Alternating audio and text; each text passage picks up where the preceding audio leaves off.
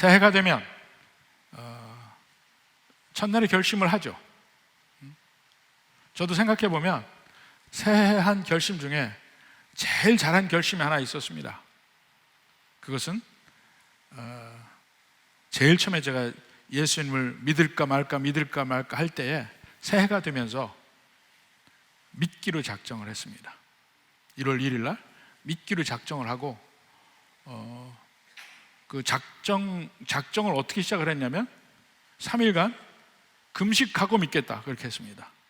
들은 풍월이 있어가지고 그래서 금식하고 믿겠다 이렇게 시작을 했는데 3일 동안 하나도 배가 안 고팠어요. 나중에 보니까 제가 금식하는 동안에 오렌지 주스를 엄청나게 마셨어요.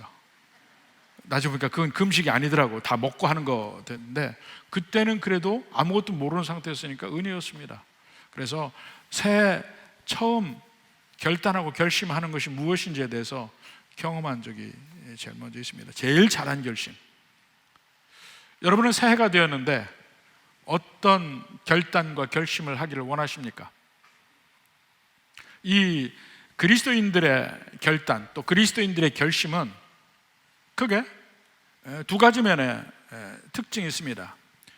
첫 번째의 특징은 오늘 본문에 나오듯이 뭐냐면 13절에 너희 안에서 행하시는 이는 하나님이시니 자기의 기쁘신 뜻을 위하여.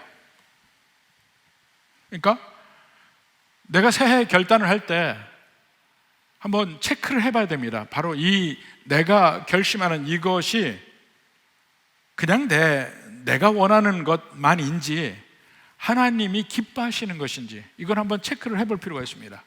그래서 정말 하나님이 기뻐하시는 결심을 해야 한다. 이것이 하나 있고 그건 체크를 해봐야 됩니다.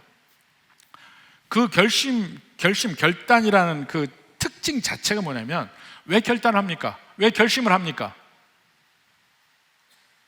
거꾸로 이야기하면 흔들릴 수 있다는 얘기예요. 작심삼일이라는 말이 있잖아요. 작심삼일을 극복하는 법은 뭐라고요? 3일 만에 한 번씩 작심을 하면 돼. 계속 작심3일이니까 3일마다 한 번씩 하면 돼. 근데 결심이라는 것 자체가 어려움을 전제로 하고 있습니다. 그 어려움을 전제로 하고 있고 그 어려움을 내가 견디겠다, 이게 결심이에요. 어떠한 유혹도 어떠한 어려움도 내가 견디고 내가 이 면은 지켜나가겠다, 이것이거든요. 새해가 되면 우리가 결심을 하는데 바로 이 특징을 미리 우리가 생각하고 결심을 했으면 좋겠습니다. 하나님이 기뻐하시는가? 어려움도 내가 참고 가겠다는 그 결심, 그것이 함께 있는가? 여러분의 결단에 바로 그런 이 두 가지 요소가 반드시 있었으면 좋겠습니다. 그래서 성경적인 예를 몇 사람의 결단의 예를 우리가 함께 보면서 다시 한번 그 특징적인 면을 생각을 해 보겠습니다. 제일 먼저는 다니엘을 보고 싶어요. 다니엘은 이스라엘 백성들이 바벨론의 포로로 잡혀가는 그때에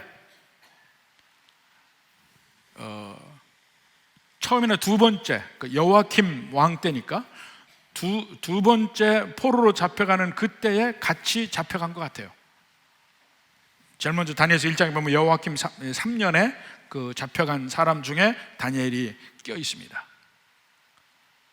소년 시절에 잡혀갔으니까 그러니까 열 몇 살 됐겠죠.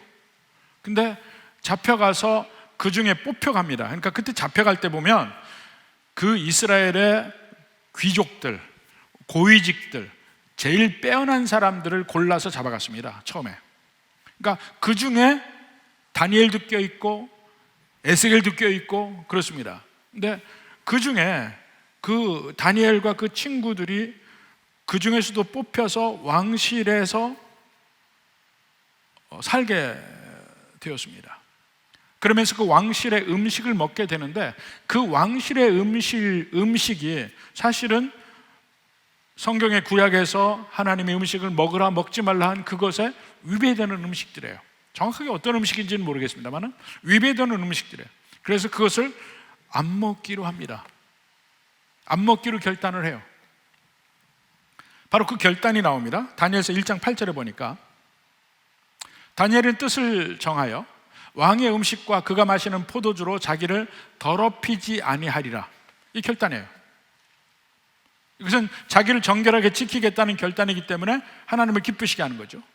또 하나는 바로 이 결단이 그에게 올 위험, 이것도 능히 감당하리라 하는 그 의미가 그 속에 들어가 있는 거예요. 그래서 나를 더럽히지 아니하겠다. 그래서 그것을 환관장에게 이 얘기를 합니다. 근데 그때 잘못하면 그렇게 돼가지고 거기서 바로 죽을 수도 있는 것이죠. 근데 그때 9절에 보니까 하나님이 다니엘로 하여금 환관장에게 은혜와 긍휼을 얻게 하신지라. 그래서 살아납니다. 근데 다니엘이 내가 이렇게 결심을 하면 하나님이 내게 피할 길을 주시리라, 이걸 고대하고 결심한 거 아니에요? 내가 이렇게 결심을 했을 때 그 뒤에 올 화조차도 내가 감당하겠다는 결심이 그 안에 들어가 있습니다. 다행히 그 뒤에 하나님이 그를 구해 주셨을 뿐이죠. 그것까지 예상하고 한 것은 아니에요. 그러나 그 이후에 다니엘은 끊임없이 하나님 뜻에 맞추기를 원하고 하루에 기도 시간 정한 대로 계속 하다가 결국은 사자굴까지 끌려가잖아요. 거기서도 하나님이 안 구해줄 수도 있어요. 수많은 사람들이 그 사자굴에서 하나님의 구하심을 받지 못합니다. 그것이 바로 로마의 콜로세움에서 그리스도인들이 순교한 일이잖아요. 훨씬 더 많은 사람들은 사자밥이 되었습니다. 특별한 하나님의 은혜 가운데 다니엘은 그 다음에 하나님이 쓰실 일이 있기 때문에 살리신 것뿐이에요. 그러니까 내가 이렇게 하나님 앞에서 능히 감당하겠다고 결심하면 하나님이 나를 다 지켜주시겠지, 이렇게 생각할 수 없다는 겁니다. 우리의 결심은 그 뒤에 올 환난조차 받겠다는 각오가 들어가 있는 것이 결단이란 말입니다. 그럴 때 하나님이 나중에 다니엘과 그 친구들에게 복을 주십니다. 복을 주는데 그것이 지혜로 복을 주셔요. 1장 17절 봅시다. 다니엘서 1장 17절에 보면 하나님이 이 네 소년에게 학문을 주시고 모든 서적을 깨닫게 하시고 지혜를 주셨으니, 다니엘은 또 모든 환상과 꿈을 깨달아 알더라. 이 능력을 하나님이 주셨다는 거예요. 그래서 그가 어려움이 처할 때마다 그것을 하나님이 사용하게 하셔서 끝까지, 심지어는 그 바벨론이 멸망하고 그 뒤에 페르시아가 도래했을 때까지도 그 고레스 왕, 그 사이러스 왕이죠. 고레스 왕이 그 들어섰을 때조차도 다니엘은 계속해서 고위직을 유지하며 살게 됩니다. 근데 하나님의 주신 지혜와 은혜와 능력이에요. 그건 하나님의 특별한 다니엘을 향한 하나님의 역사입니다. 근데 다니엘은 그렇게 될 때까지는 언제든지 어떤 환난이라도 내가 하나님의 이면은 내가 지키겠다는 그것이 있은 가운데 거기까지 왔다는 거예요. 그러면 그렇게 결심하면 이 세상이 다 복을 받느냐? 아닙니다. 다니엘에게만 특별한 경우가 있었습니다. 바로 이런 면이 인정이 돼야 합니다. 야곱의 경우도 마찬가지예요. 야곱이 사실은 부모님에게 죄를 지었죠. 아버지를 속였으니까. 결국 그가 형의 미움을 받아서 죽임당하게 됐는데 어머니의 도움으로 외삼촌 집으로 도망을 갑니다. 도망을 가다가 한밤에 베델에서 돌베개 베고 자다가 하나님이 그에게 임하셔서 하나님의 그에게 복을 약속합니다. 그러니까 야곱도 거기서 결단하고 하나님께 서원합니다. 창세기 28장 20절 봅시다. 야곱이 서원하여 이르되 하나님이 나와 함께 계셔서 내가 가는 이 길에서 나를 지키시고 먹을 떡과 입을 옷을 주시어 내가 평안히 아버지 집으로 돌아가게 하시오면 여호와께서 나의 하나님이 되실 것이요. 사실 이렇게 얘기하는 것도 상당히 건방지게 얘기한 거예요. 조건을 달았으니까. 근데 그것은 야곱이 미리 조건을 다른 게 아니고 하나님의 복이 이미 임한 다음에 정말 하나님이 그러신다면 뭐 이런 얘기입니다. 22절에 내가 기둥으로 세운 이 돌이 하나님의 집이 될 것이요 하나님이 내게 주신 모든 것에서 10분의 1을 내가 반드시 하나님께 드리겠나이다. 이 결심을 합니다. 내가 10의 1조를 하겠습니다. 사실 하나님이 나중에 모세 율법에서 10분의 1, 10의 1조를 얘기하지만 이미 훨씬 전부터 아브라함의 머릿속에, 이 야곱의 머릿속에 하나님께 10분의 1을 드려야 된다는 것은 이미 그들의 마음속에 자리 잡고 있어요. 드리겠다. 그 이후로 20년 동안 하나님은 충실하게 야곱과의 약속을 지킵니다. 그 라반의 집에서 라반이 온갖 갑질을 해도 야곱을 지켜주셔서 야곱이 마침내 거부가 됩니다. 라반의 집에서. 그러니까 라반이 그를 죽이려고 할 때 바로 그를 떠나게 하시고, 또 라반은 꿈에 나타나서 야곱에게 손을 못 대게 하시고, 앞에 오는 에서에게도 또 야곱이 측은하게 보여요. 다리를 절게 되니까 에서가 측은하게 볼 수밖에 없어요. 그래서 야곱을 살리셔서 이스라엘까지 오게 하십니다.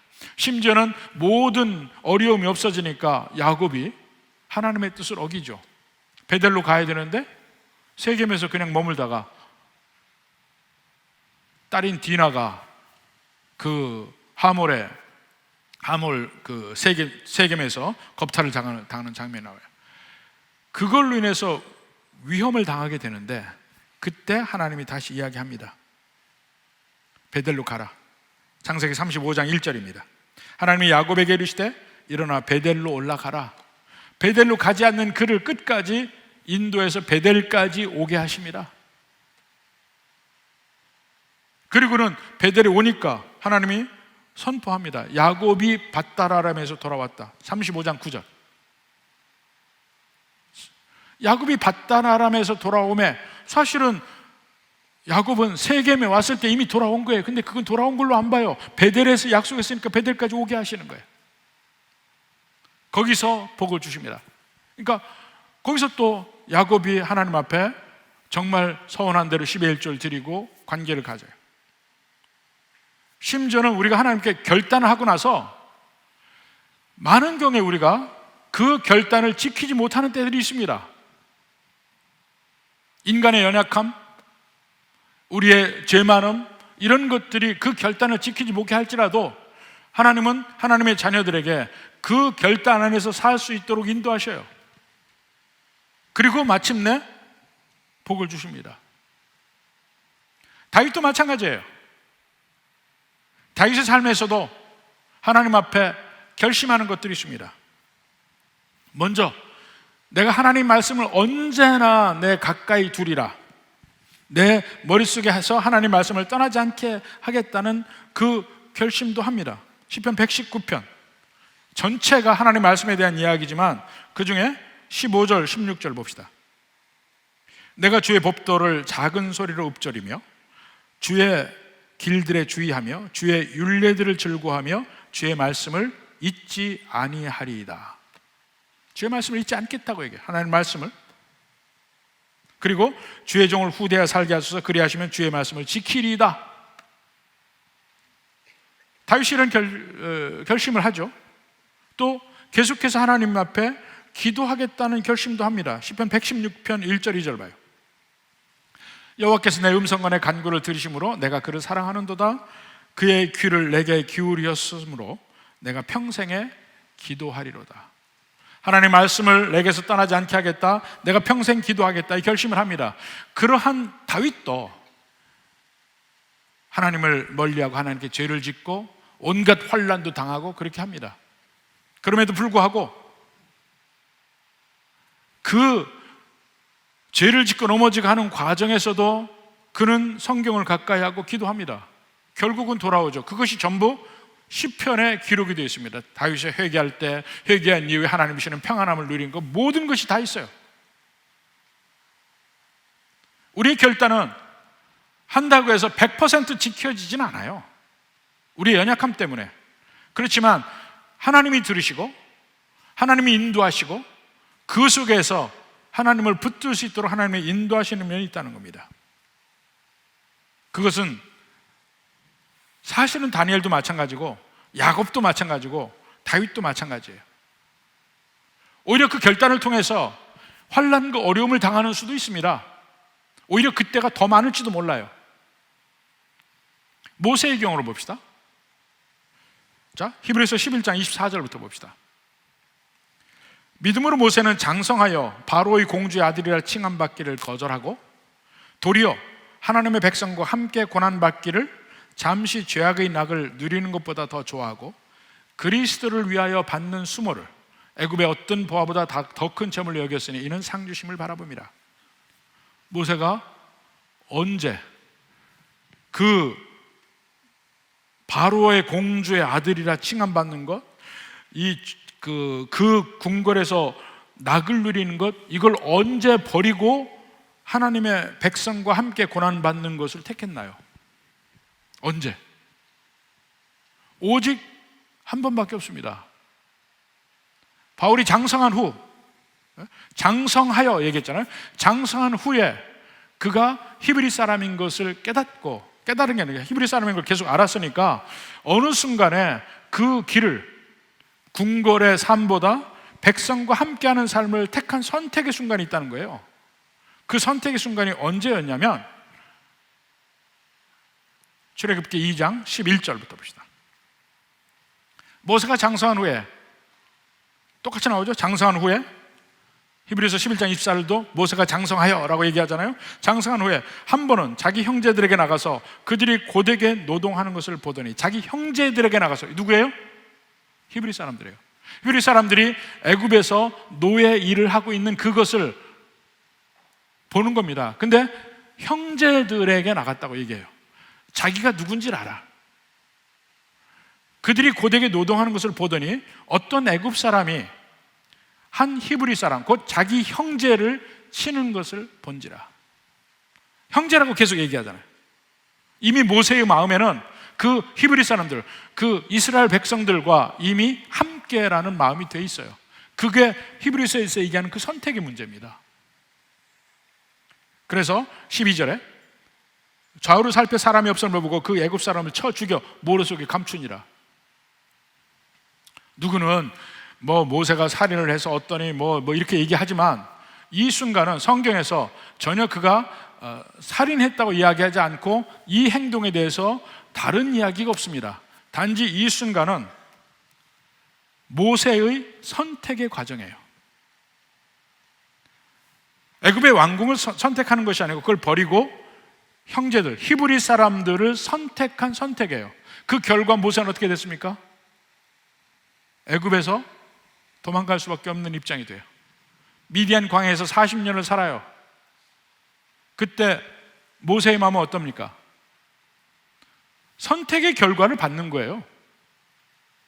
모세가 그 선택한 결과, 그는 미디안 광야에서 그냥 목자의 삶을 살고 있습니다. 자기 처갓집에서. 아니, 나는 하나님을 위해서 내가 하나님 뜻대로 했는데 왜 내게는 복을 안 주십니까? 이런 말을 할 수 있냐고요. 근데 성경은 모세의 그 행동을 칭찬하고 있어요. 하나님이 기뻐하시고 있다고요. 그러니까 하나님이 기뻐하시는 뜻이 무엇이냐, 그것을 택할 때 그 결과도 하나님께 맡게 되고, 많은 경우에 그 결과가 지금보다 내가 못해질 가능성이 많다는 겁니다. 바울을 한번 봅시다. 바울이 이방인의 사도로 불림받았다는 걸 바울이 알아요. 근데 바울이 정말 사랑한 것은 이스라엘 백성들이었어요. 자기 민족인, 자기 동족인 이스라엘 백성들이었어요. 근데 자기가 이방인의 사도 역할을 하면서 바라건대 열심히 이방인들이 믿게 되면 이스라엘 백성들이 셈이 나서 믿게 될까, 그 이스라엘 백성들이 믿게 되는 것이 바울의 가장 바라는 바예요. 이를 위해서는 그는 자기의 인생을 겁니다. 심지어는 자기의 생명도 겁니다. 마지막 바울의 1차, 2차, 3차 전대용을 마치고 마지막 예루살렘으로 가는 길이에요. 배를 타고 가다가 터키의 그 에게 지방에 밀레도라는 곳이 있습니다. 거기에서 자기가 오랫동안 목회를 했던 에베소 장로들을 불러서 그때 자기의 심정을 고백하고 이야기를 합니다. 그 내용을 잠깐 볼까요? 사도행전 20장 22절. 보라, 이제 나는 성령에 매어 예루살렘으로 가는데 거기서 무슨 일을 당하는지 알지 못하노라. 알지 못한다고 했는데 사실은 알아요. 이미 선지자들이 그때 얘기했습니다. 거기서 결박을 당할 거라는 걸 이미 예언을 받아요. 이미 고난당할 것을 알아요. 그래서 23절에 오직 성령이 각성에서 내게 증언하여 결박과 환난이 나를 기다린다 하시나. 이미 알아요. 결박과 환난이 나를 기다리고 있다는 것을 바울이 알아요. 그런데 그 길을 가려고 합니다. 왜냐하면 24절에 내가 달려갈 길과 주 예수께 받은 사명 곧 하나님의 은혜의 복음을 증언하는 일을 마치려 하면은 나의 생명조차 조금 더 귀한 것으로 여기지 아니하노라. 이것이 바울의 결단입니다. 근데 바울의 결단은 너무나도 뻔하게 그 뒤에 오는 환난과 어려움과 고초를 이미 알고 있어요. 그렇지만 그 길을 가겠다고 결단을 합니다. 결단은 핵심의 그 내용이 있어요. 그 결단 속에는 고통이 있어도 어려움이 있어도 내가 끝까지 이 길을 가리라 하는 그 마음이 있는 것이 결단입니다. 이것이 오늘 빌립보에서 본 바로 이 말, 너희 안에 행하신 이는 하나님이시니 자기의 기쁘신 뜻을 위하여 너에게 소원을 두고 행하게 하시나니. 이 소원이란 그저 나 금년에는 어느 직책에 가리라, 금년에는 무슨 시험에 합격하리라, 금년에는 내가 돈을 어떻게 벌리라, 금년에는 이런 거 말고 과연 하나님이 기뻐하신 뜻이 무엇인가 하는 것을 가지고 그 마음속에 이건 내가 해야 되지 않냐, 이 마음이 들게 한다는 겁니다. 근데 그 마음에서 한 가지 볼 것은 그 일을 행하려고 할 때에 많은 경우에 어려움과 환난과 그것이 있다는 얘기예요. 예수님도 이야기하지 않습니까? 좁은 길로 가라, 좁은 문으로 들어가라, 좁고 협착한 길로 가라. 그게 무엇입니까? 그것이 바른 길이기 때문에, 그것이 하나님이 기뻐하시는 뜻이 있는 그 길이기 때문에 그 길로 가라는 거예요. 그것을 결심하고 가라는 거예요. 물론 너무나도 당연하게 그 길에는 어려움이 있고 환난이 있고 괴로움이 있을 수 있어요. 그렇지만 그 환난과 어려움을 지난 이후에는 하나님의 복이 기다리고 있습니다. 궁극적인 복. 그리고 돌이켜보면 정말 이 길이 아니면 내가 여기까지 올 수 없구나 하는 것을 깨닫게 됩니다. 마치 요셉처럼, 요셉이 총리가 돼서 뒤돌아보니까 지난 13년 동안의 온갖 환난과 고초, 내가 전혀 예상하지 않았던 그런 어려운 길, 정말 죽을 것만 같은 그 길을 지났는데 보니까 그 길이 하나님이 나를 인도하셔서 총리까지 만든 길이었다는 것을 나중에 깨닫는 거예요. 여러분의 새해 결단도 하나님의 뜻대로 내가 살겠다는 결단이 다양하게 여러 가지로 나타날 수 있기를 바랍니다. 그리고 그 결단대로 행하려고 할 때 어려움이 있고 힘든 일이 있고 주저앉고 싶은 때도 있겠지만 참고 가보십시오. 그 길에 끝은 뭐가 있습니까? 하나님의 복과 은혜와 영광이 있습니다. 히브리서 11장 6절 마지막에 봅시다. 믿음이 없이는 하나님을 기쁘시게 하지 못하나니 하나님께 나아가는 자는 반드시 그가 계신 것과 또한 그가 자기를 찾는 자들에게 상 주시는 이심을 믿어야 할지니라. 우리가 하나님을 찾을 때, 하나님의 뜻을 찾아서 내가 그 하나님의 뜻대로 하리라 결심할 때, 물론 그 과정의 삶 속에서 온갖 환난과 어려움이 있어요. 우리의 연약함 때문에도 그렇고 그 하나님의 뜻을 행하는 그 자체 영적 싸움의 그 특징에서도 그렇고 어려움이 있습니다. 그렇지만 그것을 견뎌가는 그 결단의 강도에 따라서 마침내 나중에 하나님이 주시는 상이 있다는 거예요. 그걸 믿고 가자는 겁니다. 그리고 그것을 믿고 갈 때는 결국은 누구는 다니엘처럼 하나님이 놀랍게 지켜주시는 은혜도 경험하기도 하고, 누구는 야곱처럼 심지어는 그 하나님의 뜻에 어긋나게 할 때도 하나님이 나를 쳐서 복종시켜서 다시 그 길을, 복된 길 가게 하시는 그것도 경험할 수도 있게 되고, 누구는 다윗처럼 심지어는 죄적인 길로 가고 이렇게 할지라도 하나님의 말씀과 또 하나님과의 교제와 교통과 기도를 통해서 다시 하나님의 뜻을 회복할 수도 있는 것이고, 그러다 보면 마침내 하나님이 상 주신다는 그것까지 우리는 다 다릅니다. 금년 1년의 삶이 그럴 것입니다. 작년도 마찬가지예요. 근데 여러분이 새롭게 새해가 되면서 결단하는 내용에 대해서는 다시 한번 생각해 보십시오. 과연 하나님이 기뻐하실 만한 것인가? 그리고 내가 이것을 결단하면서 과연 어떠한 어려움도 능히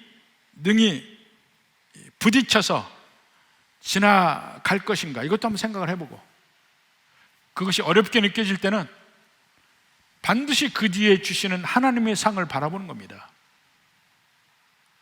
후에 있을 영광의 큼이 지금의 고난보다 훨씬 크다. 로마서 8장에 얘기하는 겁니다.